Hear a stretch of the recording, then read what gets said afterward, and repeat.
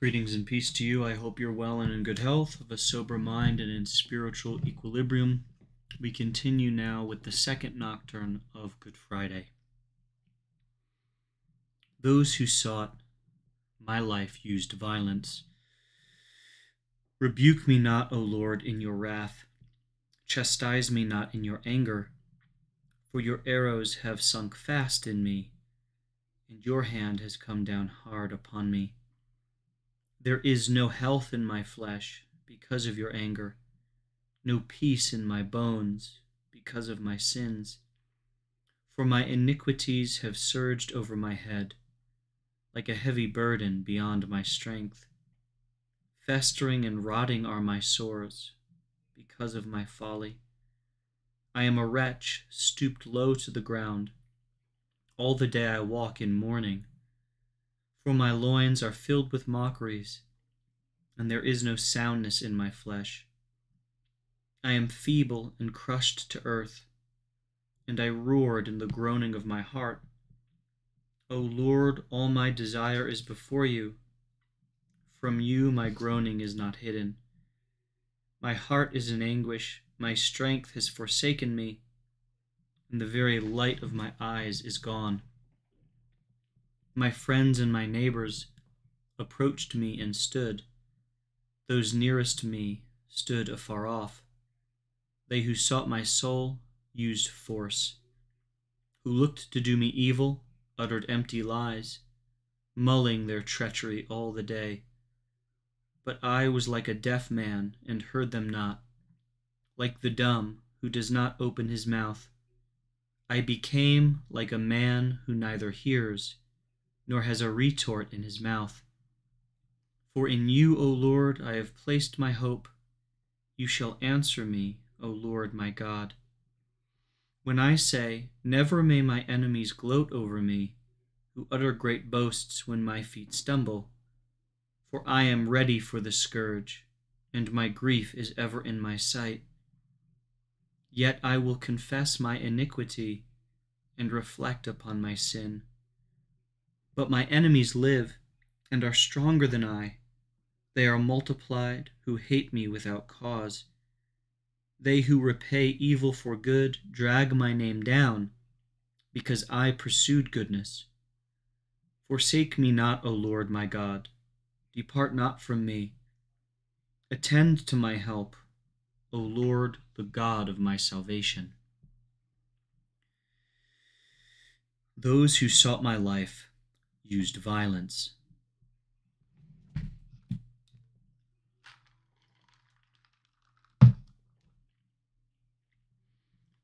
Let those be put to shame and confusion who seek to snatch my life away.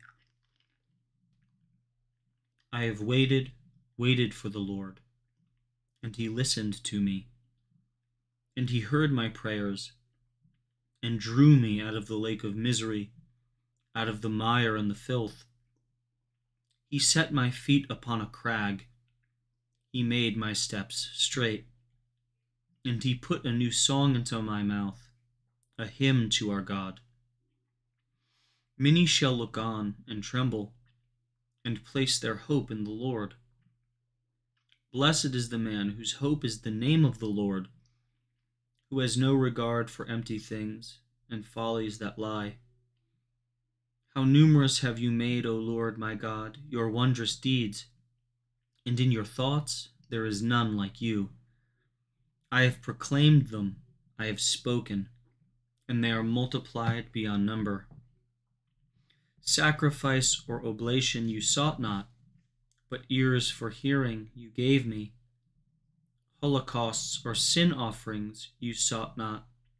Then I said, behold, I am coming. At the head of the scroll it is written of me that I should do your will. O my God, I have desired it, with your law in the center of my heart. I announced your justice in the vast assembly. See, I shall not restrain my lips, as you, O Lord, well know. Your justice I kept not hidden in my heart. I have spoken of your truth and your salvation. I made no secret of your kindness and of your truth in the great council. But, O Lord, hold not your tender mercies far from me. Your mercy and your truth have ever sustained me. For all about me are evils beyond reckoning. My sins so overcome me that I cannot see. They are more numerous than the hairs of my head, and my heart fails me. Be pleased, O Lord, to rescue me.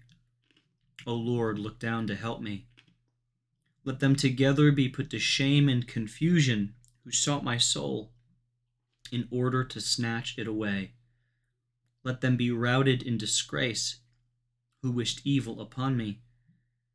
Let them at once be confounded who said to me, Good for you, good for you. But may all who seek you rejoice and be glad, and may those who love your salvation ever say, The Lord be glorified. Though I am a beggar and a poor man, yet the Lord takes care for me. You are my help and my protector. O my God, do not delay. Let those be put to shame and confusion who seek to snatch away my life.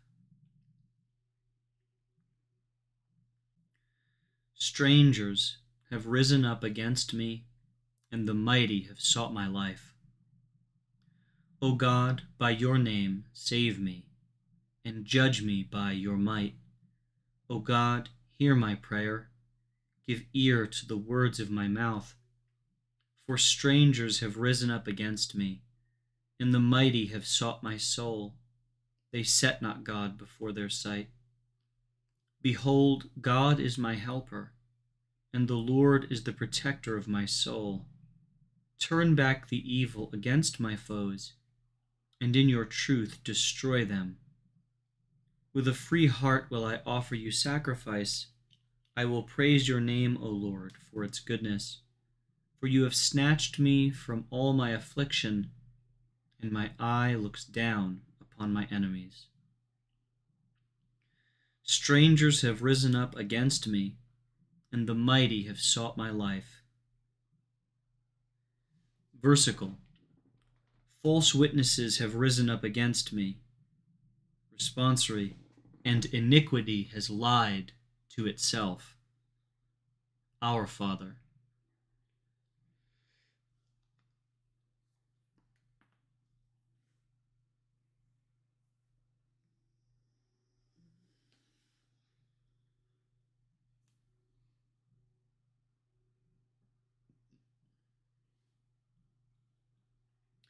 From the Treatise of St.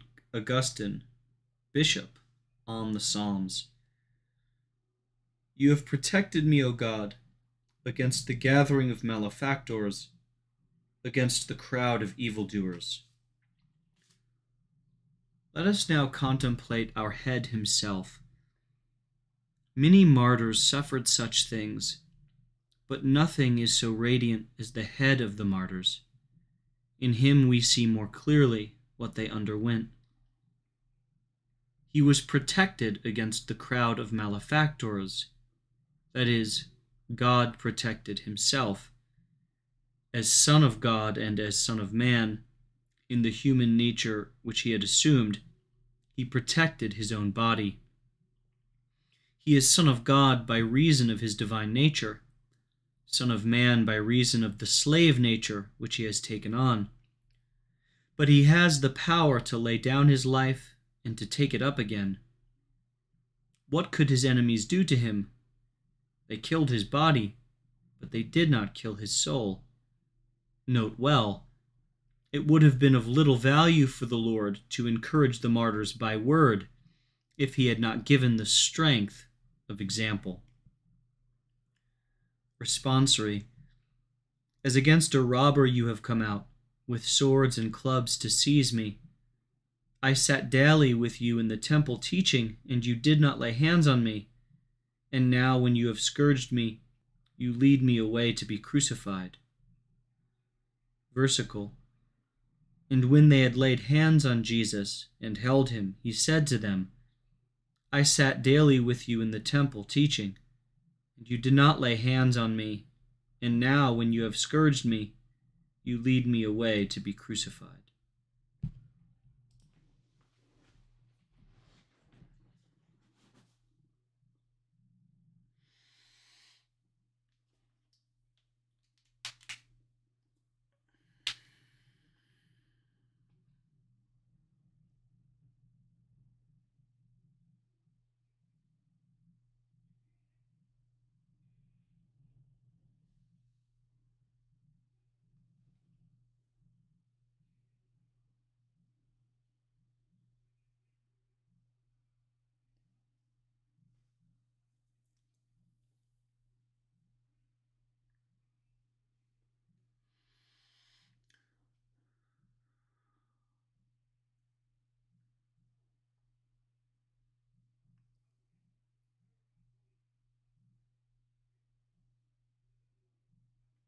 A continuation of the lesson.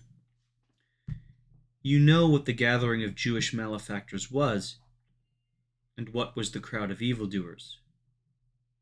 What evil? The evil of making the decision to put our Lord Jesus Christ to death. I have shown you so many good works, he said. For which of these do you want to put me to death? He put up with all those who were weak among them. He cured all their sick. He proclaimed the kingdom of heaven.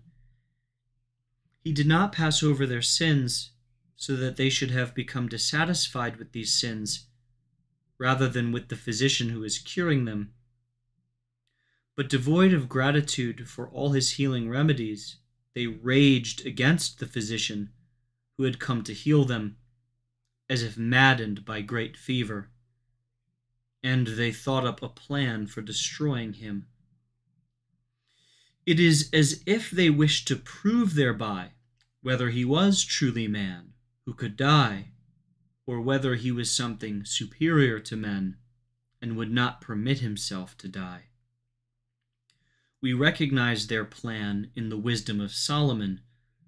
Let us condemn him, they said, to shameful death. Let us put him to the test, for according to his own words, God will take care of him. If he is really God's son, let God deliver him.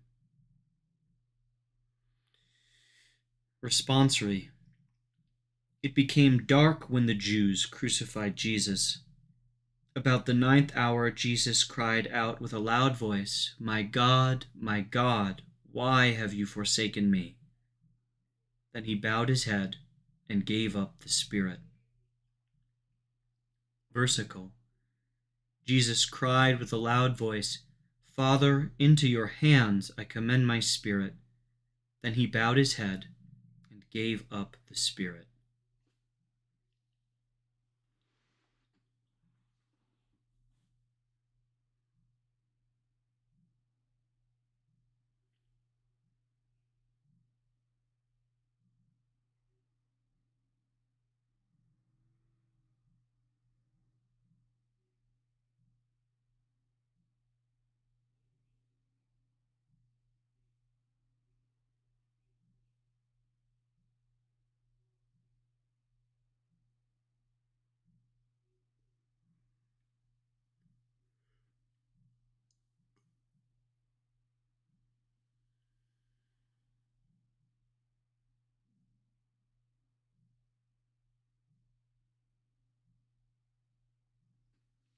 A continuation of the lesson.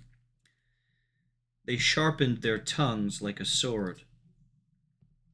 Let not those Jews who clamored for his crucifixion say, "We did not put Christ to death." Of course, it was just for this reason that they handed him over to Pilate for judgment, that they might not seem implicated in his death. For when Pilate told them, "You yourselves put him to death," they answered, "It is not lawful for us to put anyone to death." They wanted to have the evil of their crime flung back on the human judge. But the divine judge, did they really think they were deceiving him? Pilate, by the fact that he acted, shared to some degree in what was done, but compared to them he was far less guilty, for he persisted in trying to free Christ from their clutches as far as he was able. This is why Pilate had our Lord scourged and brought him forth for them to see, not out of cruelty, but hoping to allay their rage, so that when they saw him scourged, they might even soften and abandon their desire to put him to death. This attempt Pilate made. Yet when they were adamant, you know how he washed his hands and said that it was not his doing, that he was innocent of his death. Still, he did have Christ put to death. But if he is guilty for what he did, even though he did it unwillingly, can those who forced him to do it be guiltless? By no means. Pilate pronounced the sentence against Jesus and ordered him to be crucified. As it were, he himself killed him. But you too, O Jews, have killed him. How did you do it? With the sword of your tongues. Yes, you sharpened your tongues. And when else did you strike him? If not when you cried, "Crucify him, crucify him." Responsory. The soul that I loved, I delivered into the hands of the wicked, and my heritage has turned on me like a lion in the jungle. My enemy roared against me, saying, "Gather together and hurry to devour him." They put me in a desert waste, and the whole earth mourned over me, because no one is found to acknowledge me and do good to me. Versicle. Men without mercy have risen up against me, and they have not spared my life, because no one is found to acknowledge me and do good to me. The soul that I loved I delivered into the hands of the wicked, and my heritage has turned on me like a lion in the jungle. My enemy roared against me, saying, "Gather together and hurry to devour him." They put me in a desert waste, and the whole earth mourned over me, because no one is found to acknowledge me and do good to me. I hope this second nocturne has blessed you and continues to show you through the Psalms how the death of Christ was prophesied hundreds, if not thousands of years beforehand. God bless you, God love you, God's peace to you. Please pray for me as I pray for you.